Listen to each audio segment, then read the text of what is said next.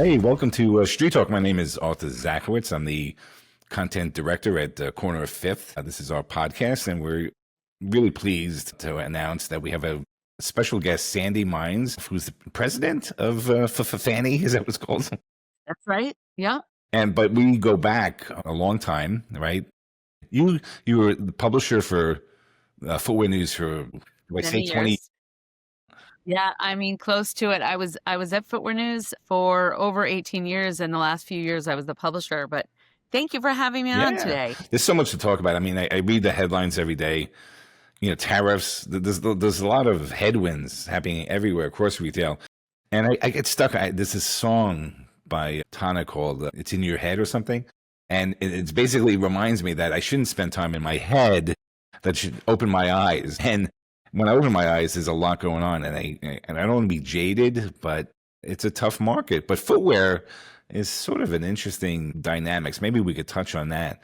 But first, just tell me what you're working on, what do you do, and what the organization is. Sure. Well, it's been a busy few years that I've been at FDRA and FFANY. FDRA manages, owns, and operates FFANY Market Week, which is 4 times a year. And the Market Week in February, June, August, and December.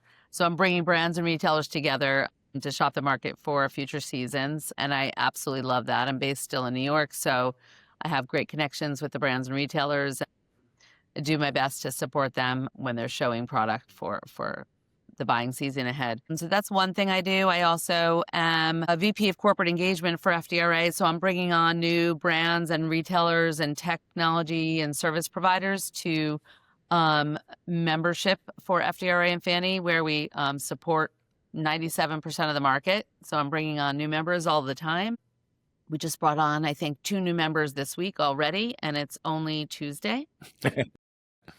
So it's never been a more exciting time at FDRA.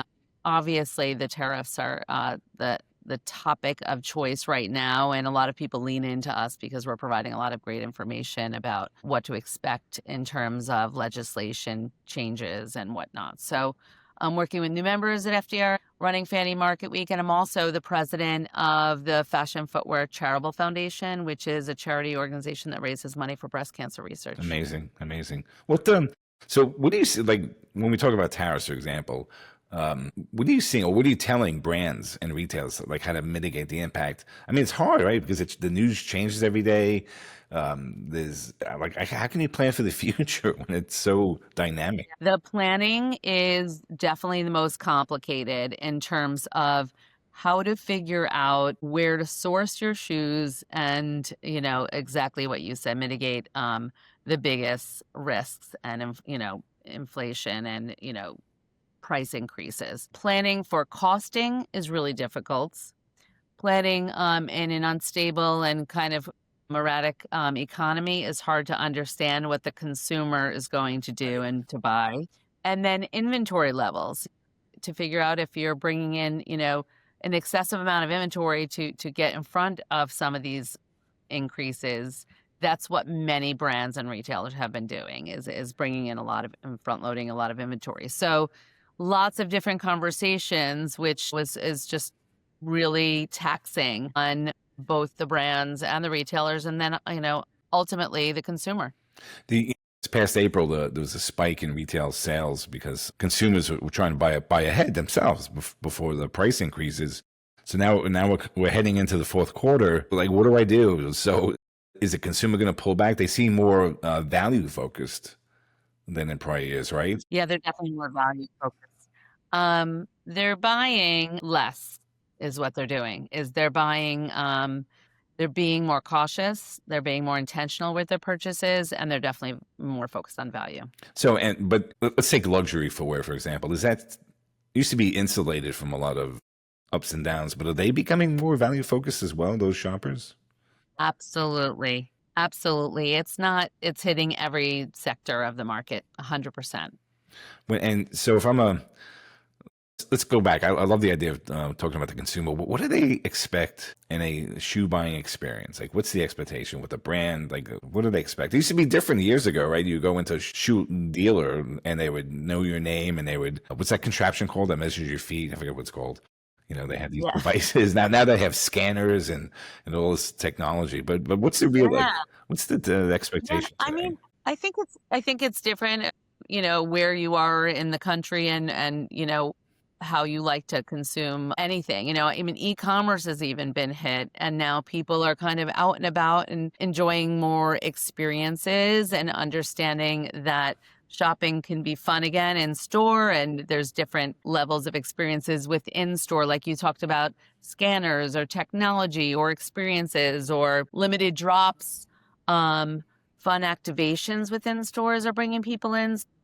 I think the retailers really have changed it up in the last, 2 to 3 years and understand that they need to give the shopper and the consumer like a better experience overall. So they're bringing some new things in. So I think that's a little bit more exciting. I think that brick and mortar and retail across the country looks a lot different than it did 5 or 10 years ago. And when we look at the market, are there any segments that are kind of outperforming? And I know that the outdoor footwear was soaring at one point. What's the hot product categories? I mean, it really is. It depends again, like across what category you're talking about.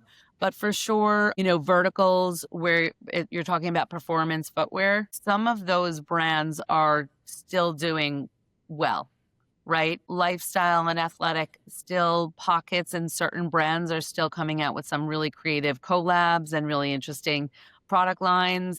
A lot of them are being price sensitive, so they're really reacting to the consumer, so that they're doing okay. But you're going to get a few brands in every single category, Arthur, that are still coming up with something new and exciting, but every group is being hit by the tariffs Yeah. and price increases and some sourcing issues.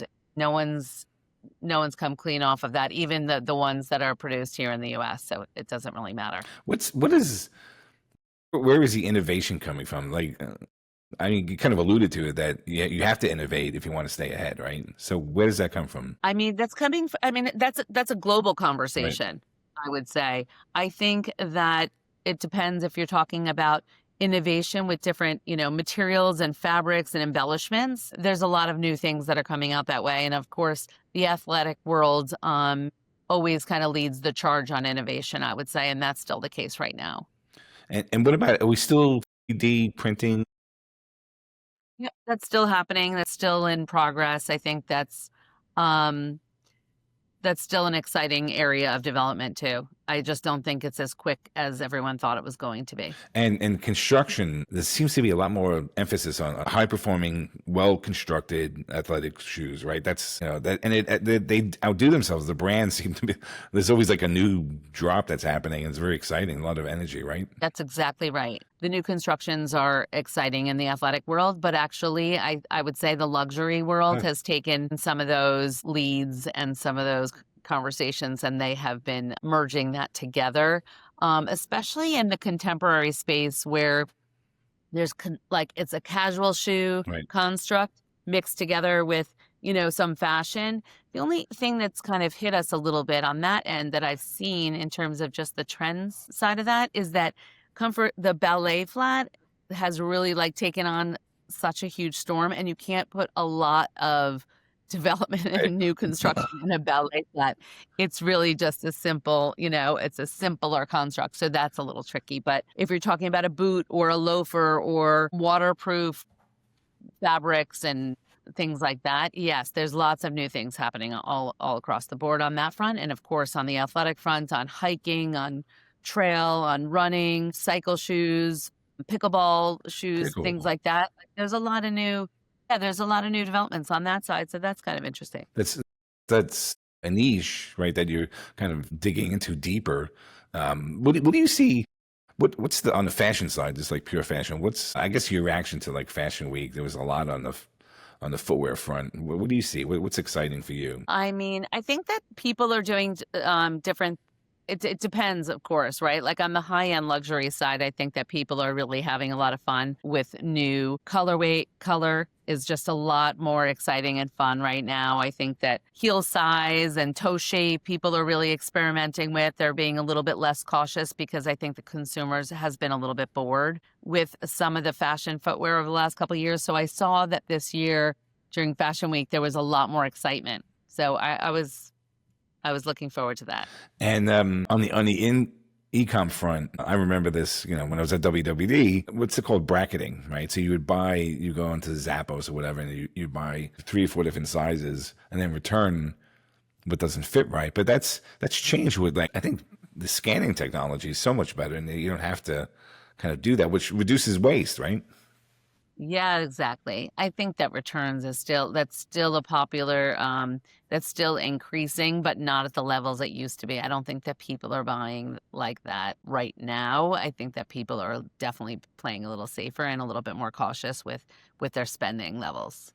And any other trends you're seeing in the market that is worth noting? Nothing that comes to mind off the top of my head. I mean, I definitely think that people are really excited about the fact that comfort footwear has come a long way and that people can wear a shoe all day and still feel great and look great. And I think that the preppy boat shoe and the Chelsea boot and the loafer is still really exciting for fall. So I'd say, like, people are leaning in pretty heavily there. So we're going to switch gears a little bit and let's just play catch up. Let's forget footwear for a second. Well, not forget it, but over the past 2 decades, what are some memorable moments on a personal level that you've experienced? What do you think? On a personal level, with my relation to the footwear world, I think that one of my most exciting, memorable moments over the last couple of years, I would say, is Shoes for a Cure. How we've really relaunched Shoes for a Cure and made it a consumer shopping event instead of a gala, which was what the format was for. It was called Shoes on Sale over 3 years ago, and it was tied into QVC Shoes on Sale, and that was the big hub of it. Now we have reinvented it and we brought the consumer in, we brought the industry back together. We've tied in the doctors to all of the efforts that we're doing. So that's been really meaningful to me. I mean, to have 40 brands donate over 10,000 pairs of shoes and bring that to Chelsea Market in October in a couple of weeks, and then organize 400 volunteers to run that sale with, over 21 shifts. That is just really incredible momentum to get industry people together to do something that's giving back, to feel good, to come together. It's networking, it's providing a purpose, and hopefully a closer cure to cancer. That's been exciting, and we've launched in Miami with the Miami Design District with a lot of the luxury partners. This will be the 2nd year, and it's starting October 16th through 19th, and that's been monumental and really meaningful for me personally. I was just thinking about what we were just talking about. What about in the footwear industry? What about seasons? There used to be very clear, distinct seasons. Is it all one now? Like, what's going on? Yeah, I mean, right. There's like blurred lines, right? People are still wearing, boots, throughout the entire year. And that's been obviously a trend over the past few years. But no, I think there's more specific seasons now. People are ready to give up their sandals and their flip-flops and their open-toed shoes for, a fabulous pair of boots. Long, tall boots are fabulous right now. Riding boots are really exciting, and Western is still really strong. So I think people are ready to, move on to the next season. I think that fall is a fabulous season for fashion. Amazing. So that's Startups. What advice would you give someone who wants to start their own brand in footwear?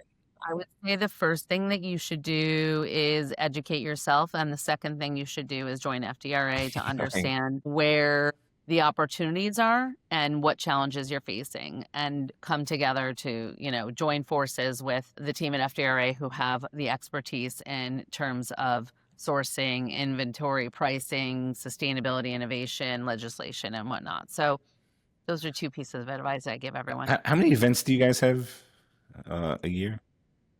We have about 10 in-person events every year and about 10 virtual events every year. And then that includes obviously FFANY Market Week, but then we have an executive summit in April in DC for, 150 top level executives in the industry to come together.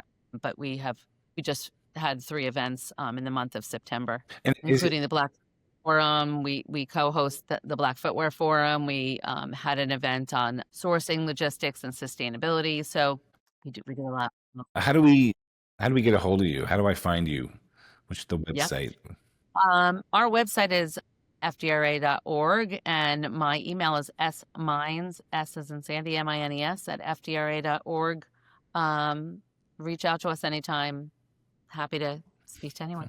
I really, I think it's wonderful to catch up with you first, but thank you for taking time. I think footwear is an exciting category to be in. It's just very dynamic. The innovation, the material science that goes behind it, and the fashion. It plays well into all of it. And then your organization helping people network and be better at what they do is really important. It's critical for the industry. So thank you again. Thank you for your time. I really appreciate it. And thanks for tuning in. Thanks. It was great. It was great catching up with you. I appreciate you having me on.